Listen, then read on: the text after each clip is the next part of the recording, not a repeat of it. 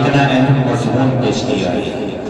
یقیناً یہ ایک ایسی وبا ہے جو آج کل ہمارے معاشرے کے اندر بہت ہی زیادہ پائی جاتی ہے۔ سود ایک ایسی چیز ہے کہ انسان کو تباہ و برباد کر کے رکھ دیتی ہے، لیکن آج کل مسلم معاشرے کے اندر یہ ساری چیزیں بہت زیادہ پائی جا رہی ہیں اور ایک عام ہوتی جا رہی ہیں۔ آج مسلمان بھی سودی کاروبار کر رہا ہے، حالانکہ اللہ کے رسول صلی اللہ علیہ وسلم نے بھی اس کے بارے میں سخت وعید سنائی ہے، اور خود اللہ تبارک و تعالیٰ نے بھی بے شمار آیتوں کے اندر اس کا تذکرہ کیا ہے۔ یہاں تک اللہ تبارک و تعالیٰ نے کہا ہے کہ سود لینے والا، سود دینے والا اور سود پر گواہ کرنے والا، لکھنے والا سارے کے سارے جہنمی ہیں۔ لیکن آج کل ہونہار طریقے سے الگ الگ نئے نئے طریقوں سے سودی کاروبار کیا جا رہا ہے، اور آج مسلم نوجوان ہی نہیں، نوجوانوں سے لے کر بوڑھے آدمیوں تک، اور اسی طریقے سے ماؤں بہنوں سے لے کر نوجوان عورتوں تک، چھوٹے بڑے سارے کے سارے سود کے اندر مبتلا ہیں۔ آج کل بڑا عجیب و غریب حال ہے، عورتوں کے اندر بھی یہ مرض بہت ہی زیادہ پایا جا رہا ہے۔ عورتیں بھی سودی کاروبار کر رہی ہیں، عورتیں بھی کمیٹیاں ڈالتی ہیں، یعنی یہ دیکھ لیا جاتا ہے کہ 16 سال میں 2000 روپئے یا 1500 روپئے جمع کرتی رہے گی، اور آگے چل کر کے ان کو 5 یا 10,000 روپئے بڑھا کر کے دے دیے جائیں گے، اور وہ سمجھتی ہیں کہ ہاں ہم نے بہت کچھ حاصل کر لیا ہے۔ یہ سود آج کل عورتوں کے اندر بھی آ گیا ہے۔ اب مجھے بتائیے کہ جب یہ حالت ہمارے مسلم معاشرے کی ہوگی، ہمارے نوجوانوں کی حالت یہ ہوگی، ہمارے معاشرے کے اندر یہ ساری چیزیں پائی جائیں گی، بتاؤ مسلمان اس طریقے سے جنت کا مستحق بن سکتا ہے؟ اور پھر مسلمان یہ کہتے ہیں کہ ہمارے کاروبار ختم ہو گئے ہیں، مسلمانوں کے پاس کاروبار نہیں رہے ہیں، مسلمان کے سارے کاروبار ہی، اگر مسلمان کاروبار بھی کرتا ہے تو سود لے کر کے کاروبار کر رہا ہے، اور وہ ساری زندگی سودی پیسہ لے کر کے، سود لے کر کے بیاج دیتا رہے گا، بیاج پر پیسہ لے گا، تو ساری زندگی کما کما کر کے بیاج دیتا رہے گا،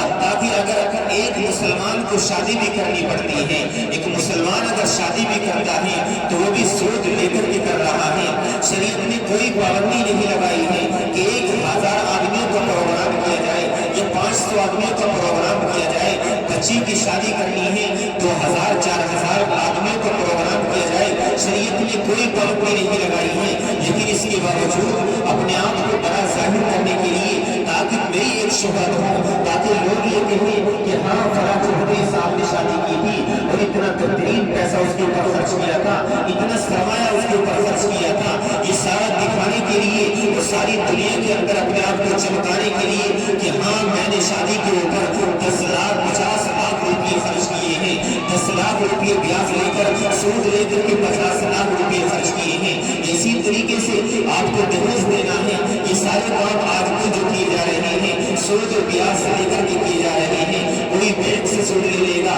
اسی طریقے سے کوئی محلے کے اندر کوئی مالدار آدمی ہے، آج کل مالداروں نے یہ کاروبار بنا رکھا ہے، ایک غریب آدمی کی مجبوری کا فائدہ اٹھاتے ہیں، ایک غریب آدمی ہے اس کا کام کاج نہیں چل رہا ہے، مجبور اور پریشانی کے عالم میں ہے، بجائے اس کے کہ ادھار دے دیا جائے، ادھار کوئی نہیں دے گا، حالانکہ ادھار دینا سنت بھی ہے۔ اللہ کے رسول صلی اللہ علیہ وسلم نے یہودیوں سے بھی ادھار لیا ہے، کبھی غلہ بھی ادھار لیا ہے، کبھی ان کو ادھار دیا بھی ہے، ضرورت پڑی ہے تو ان سے کھجورے بھی ادھار لیے ہیں، اسی طریقے سے کچھ غلہ بھی ادھار لیا ہے، لیکن ضرورت پڑی ہے تو ان کو ادھار دیا بھی ہے، لیکن اس کے اوپر کوئی سودی کاروبار نہیں کیا ہے۔ لیکن آج کل کے مالداروں کی حالت بڑی عجیب ہے، اگر اللہ نے کسی کو چند پیسے دے دیے ہیں، اگر کسی کے پاس بینک بیلنس اچھا ہو جاتا ہے اور محلے کے چودھری اس کو کہنے لگتے ہیں کہ ہاں یہ بہترین پیسے والا ہے، تو سمجھ لیجیے اب سودی کاروبار شروع کر دیتا ہے،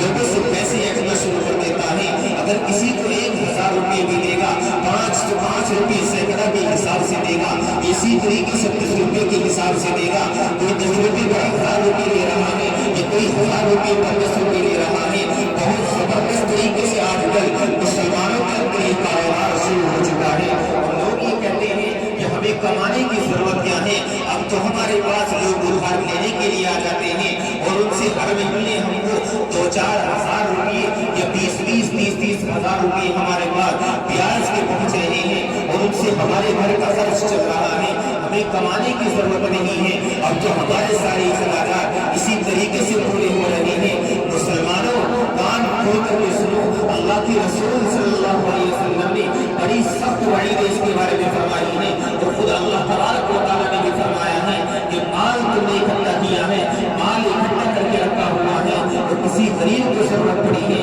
آپ نے اس غریب کو ادھار دینے کے بجائے آپ نے اس کو سود پر پیسہ دیا ہے، کسی کی جان کی ہوئی ہے، ہاسپٹل کے اندر پڑا ہوا ہے، کوئی انسان ہاسپٹل کے اندر ہے، اس کی جان طلب ہے، اور وہ انسان مرنے کی قریب پہنچ چکا ہے، اب اس کو پیسوں کی ضرورت پڑ رہی ہے، تو آج کل کے محلوں کے اندر جس کے پاس پیسہ ہو جاتا ہے تو وہ لوگ یہ چاہتے ہیں کہ کاش یہ میرے پاس ادھار لینے کے لیے آئے، میرے پاس یہ انسان ادھار لینے کے لیے آئے اور آ کر کے مجھے ادھار یہ نہیں، اور آ کر کے انسان مجھ سے ادھار لے